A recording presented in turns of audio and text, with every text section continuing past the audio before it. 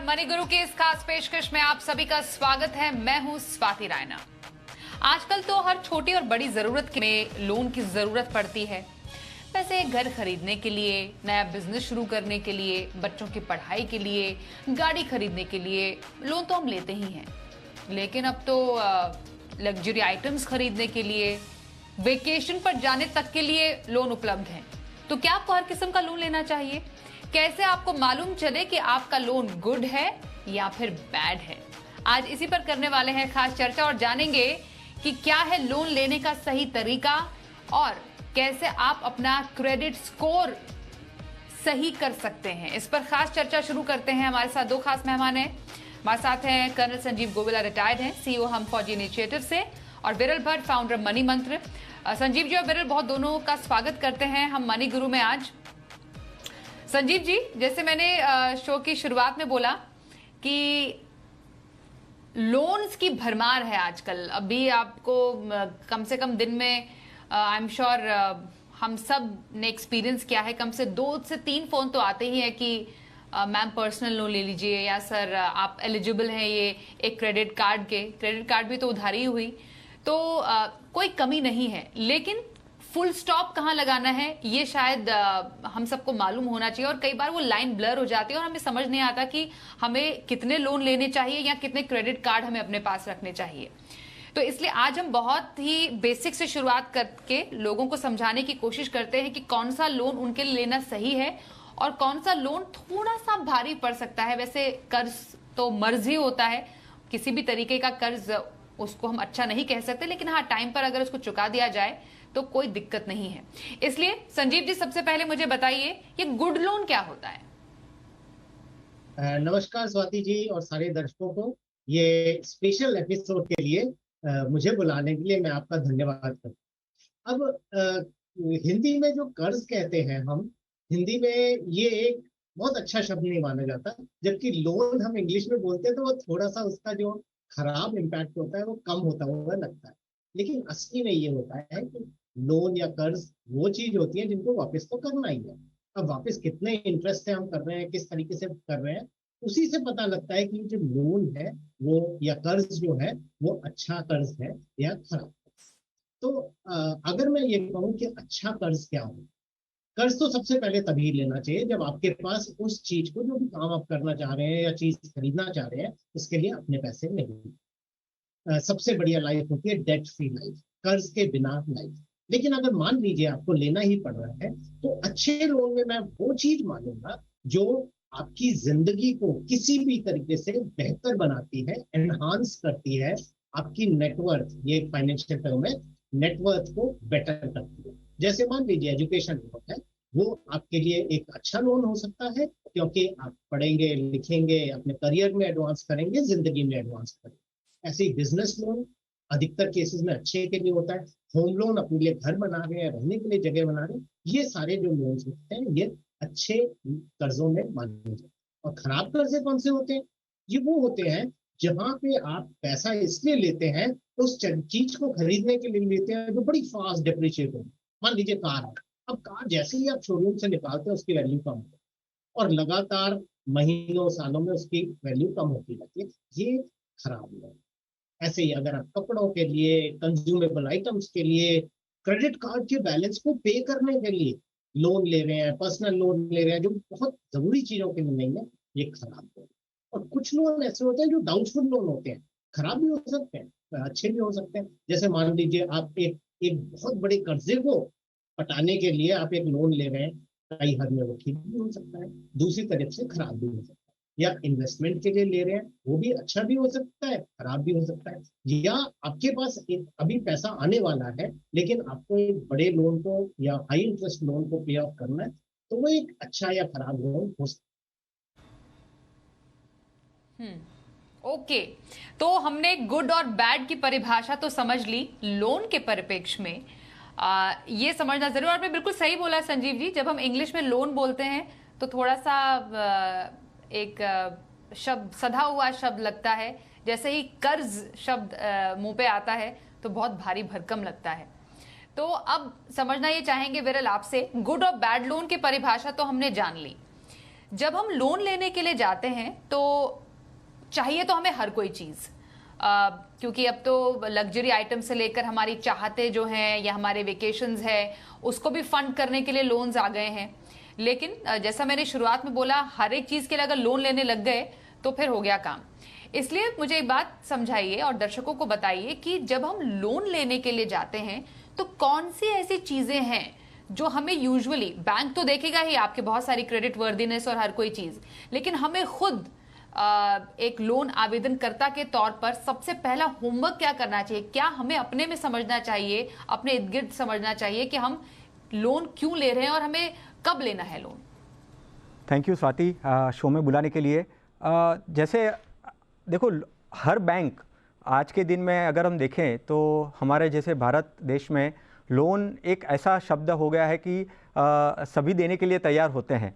Bank से लेकर एक आम आदमी, यानी जिनके पास काफ़ी पैसा है, वो भी लोन देने के लिए तैयार होता है। और ऐसा कहते हैं कि पिन टू प्लेन, आपको किसी के लिए भी अगर आपको चाहिए तो लोन मिलता है। बट उसमें कुछ ऐसे पैरामीटर्स हैं जो हमको सोचने चाहिए। पहले तो मुझे लगता है कि क्या जो भी मैं लोन लेना सोच रहा हूँ लेने के लिए, वो मेरे लिए अफोर्ड है कि नहीं, अफोर्डेबिलिटी है कि नहीं, यानी मेरी क्षमता है कि नहीं कि मैं ले सकता हूँ। क्योंकि देखिए, जैसे होम लोन हम देख रहे थे कि गुड लोन में होम लोन आता है, बट जो मैं ईएमआई में दूंगा वो मेरी इनकम का कितने परसेंटेज जो रहेगा वो मैं अफोर्ड कर पाऊंगा, क्योंकि ज़्यादा स्ट्रेच करना भी बहुत ही हानिकारक होगा। तो है ये एक चीज़ सोचना है कि मुझे कितना अफोर्ड होगा, और उसका जो ड्यूरेशन है वो ड्यूरेशन भी मुझे सोचना है कि मैं कितने टाइम तक मैं लूँगा। क्योंकि जैसे ऐसे कुछ लोन्स होते हैं, जैसे पर्सनल लोन मान के लीजिए, और पर्सनल लोन में इंटरेस्ट रेट काफ़ी ज़्यादा होता है। तो जो कम इंटरेस्ट वाले लोन्स होते हैं वो पहले लोगों को सोचने चाहिए कि उसका इंटरेस्ट रेट क्या है, वो मुझे अफोर्ड होता है कि नहीं होता है। और एक तीसरी चीज़ स्वाति जी, मुझे लगता है हमेशा ये बहुत ही इंपॉर्टेंट है कि आज के टाइम में बाय नाउ पे लेटर ऐसा एक कल्चर खड़ा हो रहा है। मुझे लग रहा है कि पहले सेव करिए और फिर लोन के बारे में सोचिए। यानी मेरा ये कहना है कि सेव और इन्वेस्ट, ये जो एस्पेक्ट है उसमें सबसे पहले हमको ध्यान रखना चाहिए कि अगर मैं कोई भी चीज़ लोन लेना चाहता हूँ तो पहले मैं सेव करूँ, इन्वेस्ट करूँ, और उसके बाद मेरा जो लोन का अमाउंट है, जो मेरी अफोर्डेबिलिटी है कि वो हो पाएगा कि नहीं, मिल पाएगा कि नहीं, मैं कितना स्ट्रेच कर पाऊंगा कि नहीं, वो सब सोचकर मुझे मेरे लोन के लिए आवेदन करना है और मुझे लोन लेना है। डेफिनेटली ऐसे बहुत सारे मौके आते हैं, जैसे इमरजेंसी पर्सनल लोन, ज़्यादातर अगर देखा गया है कि पर्सनल लोन के लिए हम सोचते नहीं हैं और तुरंत चले जाते हैं। बट मेरी अफोर्डेबिलिटी कितनी है और मैं उसको पेमेंट कितनी जल्दी तरीके से मैं उसको पेमेंट भी कर पाता हूं कि नहीं, वो भी एक स्ट्रक्चर सोचना है। और मैं तो यही चाहूँगा कि लोन लोगों के लिए ना सोचे, जैसे पर्सनल लोन है, क्रेडिट कार्ड का लोन है, ऐसे कुछ लोन्स हैं, उससे अवॉइड रहिए। बट आपकी अफोर्डेबिलिटी कितनी है वो देखिए। कि कुछ अनसिक्योर्ड लोन है जो कि आपको अवॉइड करना चाहिए इन मैक्सिमम सिचुएशंस लेने के लिए। आपने यहाँ पर जिक्र किया था कि आप कितना कर्ज ले सकते हैं। संजीव जी, बेसिकली जो डेट टू इनकम रेशो है वो एक बहुत ही इंपॉर्टेंट फैक्टर यहां पर होता है। मैं आपसे जानना चाहूंगी, ये डेट टू इनकम रेशो होना कितना चाहिए? मतलब क्या इसका कोई फॉर्मूला है कि हम जितना कर्ज ले रहे हैं वो हमारी आय, जो हमारी इन हैंड सैलरी है, उसका कितना प्रतिशत होना चाहिए, जिससे कि हमारी जो बजट है वो डिरेल भी ना हो, और बाकी भी तो खर्चे हैं जो पूरे करने हैं, कुछ पैसा निवेश भी करना है, सिर्फ कर्ज में ही नहीं तो ले जाना है पैसा। तो डेट टू इनकम रेशो कितना सही? देखिए, सबसे पहले कि डेट टू इनकम रेशियो भारी भरकम सी स्टेटमेंट लगती है। ये होता क्या है? मान लीजिए आपकी महीने की इनकम, मैं ऐसे ही बोलता हूँ, 50,000 रुपये, और आपके पास आपने ऑलरेडी जो है कह लीजिए 25,000 रुपये का लोन लिया हो। लोन मतलब आपको ईएमआई, अलग अलग तरह की ईएमआई पे करनी पड़ती है। 50,000 की इनकम, 25,000 का आपको हर महीने देना। तो 25,000 डिवाइडेड बाय 50,000, 50%। इस 50% को आप डेट टू इनकम रेशियो बोलते हैं। अब एज अ फाइनेंशियल प्लानर हम ये कहते हैं, अगर आपको किसी भी वजह से लोन लेने पड़ रहे हैं, अलग अलग लोन लेने पड़ रहे हैं, कोशिश कीजिए कि किसी भी हालत में ये जो डेट टू इनकम रेशियो है ये 40% से ऊपर ना जाए। मतलब अगर आपकी 50,000 की इनकम है महीने की, तो 20,000 से ऊपर मत जाने दीजिए। और बल्कि हम ये कहते हैं कोशिश कीजिए इसको 30% से नीचे ही रखिए, जो एक अच्छा रेशियो माना जाता है। अगर आपका ज्यादा ऊंचा चला जाता है तो आगे आपको लोन भी लोग देने के लिए तैयार नहीं होंगे, बैंक वगैरह नहीं देंगे। बिल्कुल। तो डेट टू इनकम रेशो बिल्कुल सधा हुआ और 40% तक होना बेहद जरूरी है, वरना तो कर्ज में डूब जाएंगे आप। इसलिए इसको आपको बैलेंस रखना इसका जरूरी है। और इससे ही इसका ये एक बहुत ही बड़ा जो रीजन है कि कोई बैंक आपको लोन दे या ना दे, वो आपके क्रेडिट स्कोर पर डिपेंड करता है। विरल, कितना इंपॉर्टेंट है अच्छा क्रेडिट स्कोर होना, और अच्छे क्रेडिट स्कोर की रेटिंग क्या होती है? देखो, ये एक काफ़ी अच्छा पैरामीटर चला आ रहा है काफ़ी सालों से। आरबीआई इन्होंने काफ़ी अच्छा इम्प्रूवमेंट और यहाँ पे काफ़ी अच्छा इनिशिएटिव लिया है कि कोई भी अगर पर्सन लोन लेना चाहता है तो उसका क्रेडिट स्कोर, क्रेडिट रिपोर्ट निकलता है, और उसके बाद उसके क्रेडिट रिपोर्ट में जो क्रेडिट स्कोर आता है उसके बेसिस के ऊपर उनको लोन मिलता है। अभी ऐसे देखने जाए तो लोग ऐसे भी बहुत सारे मुझे मिलते हैं जो कहते हैं स्वाति के मुझे तो लोन की ज़रूरत नहीं पड़ेगी। ऐसा कुछ नहीं होता है, क्योंकि हमें पता नहीं है, हमको अभी से आइडिया नहीं है कि कभी हमको लोन की ज़रूरत पड़ जाए। इसके लिए एक लोन लेना, अभी जैसे गुड लोन की हमने बात की, तो गुड लोन में जब भी हम करते हैं, क्योंकि देखो कैसे ऐसे देखने जाए तो कभी भी किसी ने लोन नहीं लिया है उसकी कोई क्रेडिट हिस्ट्री नहीं होती। तो अगर जब भी आप कोई पहला आवेदन करते हैं तो मुझे लगता है कि क्रेडिट कार्ड एक बहुत ही ज़रूरी स्टेप हो जाता है। क्रेडिट कार्ड रखिए डेफिनेटली, उसको कैसे यूज़ करना, टाइमली पेमेंट करना, वो सब तो इम्पॉर्टेंट है ही। बट क्रेडिट स्कोर, अगर ऐसा कहते हैं कि 600 से कम अगर जो क्रेडिट स्कोर होता है, 600 650 से कम, उसको एवरेज और पुअर में कंसीडर करते हैं। और जो 600 650 से ऊपर जो स्कोर होता है क्रेडिट स्कोर, उसका जो क्रेडिट हिस्ट्री होता है वो उसका जो मापदंड है वो काफ़ी अच्छा गिना जाता है और उनको काफ़ी अच्छी तरीके से मिलता है। अभी जिसका क्रेडिट स्कोर अच्छा है उनको लोन लेते वक्त कम इंटरेस्ट में लोन मिलता है, ये एक फ़ायदा होता है। लॉन्गर टेन्योर, वो एक बड़ा टेन्योर के लिए भी वो आवेदन कर सकते हैं।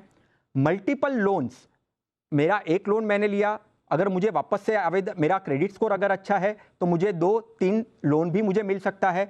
तो क्रेडिट स्कोर अभी बहुत ही एक इम्पॉर्टेंट एस्पेक्ट हो चुका है। लोगों को अपना क्रेडिट स्कोर है वो बार बार चेक करना चाहिए, साल में एक बार तो करना ही चाहिए। और या तो जब भी हम सोच रहे हैं कि हमें लोन के लिए जाना है, कुछ लोन आने वाली है हमारे लाइफ में, तो उसके पहले तो डेफिनेटली क्रेडिट स्कोर को काफ़ी अच्छा तरीके करके हमको लोन के लिए आवेदन करना चाहिए। ओके, तो क्रेडिट स्कोर बहुत इंपॉर्टेंट है। बैंक देखता है कि आपका क्रेडिट स्कोर कैसा है, और अच्छे क्रेडिट स्कोर के कई फायदे हैं। कम दर पर आपको अच्छी कीमत का लोन आसानी से मिल सकता है। लेकिन संजीव जी, अगर क्रेडिट स्कोर बिगड़ ही गया है, कुछ इनडिसिप्लिन रहा आपके लोन मैनेजमेंट में, लोन लाइफ आपने हेल्दी नहीं रखी और आपका क्रेडिट स्कोर की सेहत हो गई खराब, तो उसको सुधारने के क्या कुछ आसान तरीके हैं? क्या इतना आसानी से क्रेडिट स्कोर सुधर जाता है? देखिए, क्रेडिट स्कोर जो होता है ये धीरे धीरे धीरे बनता है और उसी तरीके से ये बिगड़ता है। ये नहीं कि आपने एक इंस्टॉलमेंट को मिस कर दिया तो आपका क्रेडिट स्कोर एकदम खत्म हो जाए। लेकिन अगर आपका क्रेडिट स्कोर खराब हो गया है तो आप उसको धीरे धीरे ही बढ़ा सकते। अब इसमें दो गोरा, सबसे पहले अगर आप क्रेडिट नहीं लेंगे, लोन नहीं लेंगे डर के अरे मेरा क्रेडिट स्कोर खराब हो गया है, तो आप इस क्रेडिट स्कोर को बड़ा बेहतर कर ही नहीं सकते, क्योंकि किसी को पता नहीं लगेगा आपका क्रेडिट अब कैसे चलता है। इसलिए आपको लोन तो लेना ही पड़ेगा क्रेडिट स्कोर को बढ़ाने के लिए। लेकिन आपको समय से अपना जो इंस्टॉलमेंट्स है वो देनी पड़ेंगी। थोड़ा बड़ा लोन ले सकते हैं, लीजिए, लेकिन इस तरह से बड़ा मत लीजिए कि आपके लिए मुश्किल हो जाए। तो ये बड़े धीरे धीरे धीरे करके बढ़े, बेटर हो। तो तब से आपको जो है बहुत डिसिप्लिन रखना पड़ेगा। उतना ही लोन लीजिए जितना आप वापस कर सकते हैं और समय से वापस कर सकते हैं। धीरे धीरे आपका क्रेडिट स्कोर वापस आएगा, कोई और इसमें नया तरीका नहीं। ओके, तो क्रेडिट स्कोर सुधारें और अपनी लोन लाइफ को हेल्दी रखें। लोन लेने के स्मार्ट टिप्स क्या हो सकते हैं और साथ ही क्रेडिट कार्ड का सही इस्तेमाल भी हम आपको बताना चाहेंगे, क्योंकि अभी तो हाल ही में रिपोर्ट भी आई है कि क्रेडिट कार्ड का इस्तेमाल अब और भी ज्यादा बढ़ता जा रहा है। तो मतलब लोग क्रेडिट कार्ड मतलब उधारी पर खरीदारी ज्यादा कर रहे हैं। गुड और बैड लोन पर कर रहे हैं खास चर्चा। हम फौजी इनिशिएटिव से संजीव गोविला हमारे साथ और मनी मंत्रा से विरल भट्ट से हम कर रहे हैं खास बातचीत। क्रेडिट कार्ड, ऐसा कौन सा व्यक्ति है जिसके पास क्रेडिट कार्ड ना हो? बहुत ही कम लोग हैं जो शायद क्रेडिट कार्ड न रखते हो, और रिपोर्ट भी अभी रिसेंटली ये आई है कि क्रेडिट कार्ड से खरीदारी मतलब उधारी पर खरीदारी का ट्रेंड काफी ज्यादा बढ़ता चला जा रहा है। पर क्रेडिट कार्ड कितना, how much is too much, ये यूजुअली हम सवाल पूछते हैं। संजीव जी, आप ही से मैं जानूंगी पहले कि क्रेडिट कार्ड रखने कितने चाहिए और क्रेडिट कार्ड की अति का नुकसान क्या है? देखिए, क्रेडिट कार्ड की अति का नुकसान तो बहुत आसान सी बात है। क्रेडिट कार्ड एक बहुत हाई कॉस्ट लोन होता है, खासकर अगर हम इसको रोल ओवर करते हैं। लेकिन ऐसा नहीं है कि क्रेडिट कार्ड जो है बहुत ही खराब चीज होती है। अब ये हमारी जिंदगी का हिस्सा बन गया है, और मैं तो यहाँ तक कहूंगा कि अगर हम इसको ठीक से मैनेज कर सकते हैं तो ये एक हमारी जिंदगी का एक अहम हिस्सा बन के हमें हेल्प कर सकता है। देखिए, क्रेडिट कार्ड जो है हमारे इमरजेंसी फंड के लिए बहुत जरूरी हो सकता है। एकदम से हमें कुछ भी करना है, हम इसको यूज कर सकते हैं। और अगर जो भी हमारा क्रेडिट फ्री पीरियड है 50, 52, 55 दिन जो कुछ भी है, उसमें हम जेब में पैसे ना होने पर भी कर सकते हैं, प्रोवाइडेड हम कभी भी अपने पैसे को रोल ओवर ना। और इमरजेंसी की बात तो मैंने कर दी। जहां तक कितने क्रेडिट कार्ड होने चाहिए की बात करते हैं, एक्चुअली मैं ये कहूंगा कि अगर आप मैनेज कर सकते हैं तो 2 से ज्यादा आपके पास क्रेडिट कार्ड नहीं होने चाहिए। मैं तो एक्चुअली अगर पर्सनली मैं बताऊं, मैं सिर्फ एक क्रेडिट कार्ड रखता हूं, उसको पूरी तरीके से मैं मैनेज करता हूं। उसका पूरी मुझे पता रहता है कि इसकी कब डेट है, मुझे मैं कितना अपने को इसमें खर्चा कर चुका हूं, जो मुझे महीने के एंड में, पीरियड के एंड में सेटल करना है। तो मैं तो बल्कि अधिकतर लोगों को यही कहूंगा कि एक क्रेडिट कार्ड रखिए, अच्छा क्रेडिट कार्ड अपने हिसाब से रखिए। ज्यादा क्रेडिट कार्ड में आप सिर्फ क्रेडिट इसका कब ड्यू हो रहा है और उसका कब ड्यू हो रहा है भूल जाएंगे, कुछ करेंगे तो मुश्किल हो। ओके, मतलब जितना जैसा सवाल हो गया कि कितने क्रेडिट कार्ड आपको रखने चाहिए, उतना ही वैलिड सवाल है कि कितने लोन आपको लेने चाहिए। विरल, अभी किसी को घर बनाना है तो डेफिनेटली लोन तो लेना लाजमी है। एजुकेशन बच्चों की है, बच्चों की पढ़ाई करनी है, तो इतना ज्यादा एजुकेशन इन्फ्लेशन हो गया है कि एजुकेशन लोन लेना ही पड़ता है कई बार पेरेंट्स को। गाड़ी खरीदने के लिए भी लोन कई बार लोगों को लेना ही पड़ता है। पर एक साथ कितने लोन लेना सही है? सही कहा। यानी ये स्वाति जी, हमेशा लोगों के इसमें क्या होता है कि एक लोन मिला, दूसरा लोन मिला, तीसरा लोन लिया, लोन काफ़ी बढ़ जाते हैं। मेरे हिसाब से 2 से 3 लोन पोर्टफोलियो में होने चाहिए। और कितने लोन के हिसाब से, अगर मेरे ज़्यादा लोन हो गए, मेरे EMI के पेमेंट ज़्यादा हो गए और मेरी जो एफोर्डेबिलिटी, जो हमने शुरू में बात की कि एफोर्डेबिलिटी नहीं हो रही है, तो मुझे जो लगता है कि 2 से 3 लोन काफ़ी सही है। पर्सनल लोन्स अगर ज़्यादा हो गए तो उसको कंसोलिडेटेड करके आप 1 या 2 जिसका इंटरेस्ट कम हो उसको आप रख सकते हैं। जो एफोर्डेबिलिटी है उसको करके आप आगे बढ़ सकते हैं। नेसेसिटी, जिसकी नेसेसिटी ज़्यादा है वो कर सकते हैं। और प्री पेमेंट के पॉइंट ऑफ व्यू से मुझे लगता है अगर हमको प्री पेमेंट करना है, जल्दी से लोन ख़त्म करना है, तो मुझे लगता है कि एक home loan no doubt asset build करता है, बट होम लोन में हमको ये भी सोचना चाहिए कि मैं 20-25 साल तक मैं क्यों उसको चलाते रहूं, क्या मैं उसको 10 साल 15 साल में मैं वो लोन को ख़त्म कर सकता हूं कि नहीं। और दूसरी चीज़, हायर इंटरेस्ट रेट, जो जिसके हायर इंटरेस्ट रेट्स है वो लोन को सबसे जल्दी ख़त्म करने की मैं यहाँ पे लोगों को सलाह दूंगा। और जब प्रीपेमेंट की बात आती है संजीव जी, लोग कहते हैं कि हमारे पास एक बल्क, एक मुश्त रकम आई है, तो हम चाहते हैं कि किसी लोन को जल्दी से उससे छुटकारा पाएं। तो आप भी मानते हैं कि एक जो अनसिक्योर्ड लोन है या फिर स्पेशली क्रेडिट कार्ड का बिल है, क्योंकि सालाना क्रेडिट कार्ड पर तो 40% तक ब्याज आपको लग सकता है, तो क्रेडिट कार्ड का अगर बकाया है तो सबसे पहले एक मुश्त रकम आकर उसी को निपटा लीजिए। बिल्कुल बिल्कुल, लेकिन क्रेडिट कार्ड अभी क्योंकि अधिकतर लोग यूज करते हैं, हमें लगता है ये बहुत ऊंचा लोन है। बहुत सारे लोग अपने आसपास से, बनियों से, इस तरह से और भी हाई क्रेडिट इंटरेस्ट रेट पे लोन लेते हैं। तो इसका एक बिल्कुल सीधा सीधा गुण, सबसे पहले तो आपको ये चेक करना है कि जो लोन मैंने लिया है उसके ऊपर मेरे को कोई टैक्स एडवांटेज मिलता है, जैसे एजुकेशन और होम लोन पे मिलता है। तो पहले तो उस टैक्स एडवांटेज को हटा दीजिए, उसको कम कीजिए, तब आपको असली रेट ऑफ इंटरेस्ट पता लगे। और अगर आपके पास पैसे हैं, सबसे पहले सबसे जो हाईएस्ट इंटरेस्ट वाला लोन है वो वापस कीजिए। और इस तरह से करके जब आपके पास नेट इंटरेस्ट जो आप पे कर रहे हैं उसकी एक आपने लिस्ट बना ली, उस हिसाब से लोन को वापस करते चले जाइए, ताकि आपकी ईएमआई जो इंटरेस्ट आप दे रहे हैं वो कम से कम आपके पास हो जाए। और जब जरूरत पड़ती है विरल, छोटा जवाब चाहेंगे आपसे कि ईएमआई की रकम बढ़ाई जाए या फिर लोन टेन्योर बढ़ाया जाए। कई दर्शक हमसे सवाल पूछते हैं, स्पेशली जब ब्याज दरों में बढ़ोतरी होती है, तो क्या सही कदम होता है, ईएमआई की रकम बढ़ाना या फिर टेन्योर को बढ़ाना? मेरे हिसाब से ईएमआई की रकम बढ़ाना काफ़ी अच्छा होगा, क्योंकि उसमें कंपोनेंट होता है प्रिंसिपल का और इंटरेस्ट का। तो ईएमआई की बढ़ाएंगे तो सबसे ज़्यादा अच्छी तरीके से वो लोन को प्रीपेमेंट के हिसाब से कर सकते हैं। ओके, तो ये कुछ लोन लेने के स्मार्ट टिप्स है जो आपको ध्यान में रखने की जरूरत है। तो गुड लोन और बैड लोन के बीच का अंतर आज हमने जानने की कोशिश की। संजीव गोविला और साथ ही विरल भट्ट हमारे साथ शो में शामिल हुए। बहुत धन्यवाद करेंगे दोनों ही हमारे एक्सपर्ट्स का। मनी गुरु में आज के लिए बस इतना ही। रुकते हैं एक ब्रेक के लिए, खबरों का सिलसिला जारी रहेगा। देखते रहिए जी बिजनेस।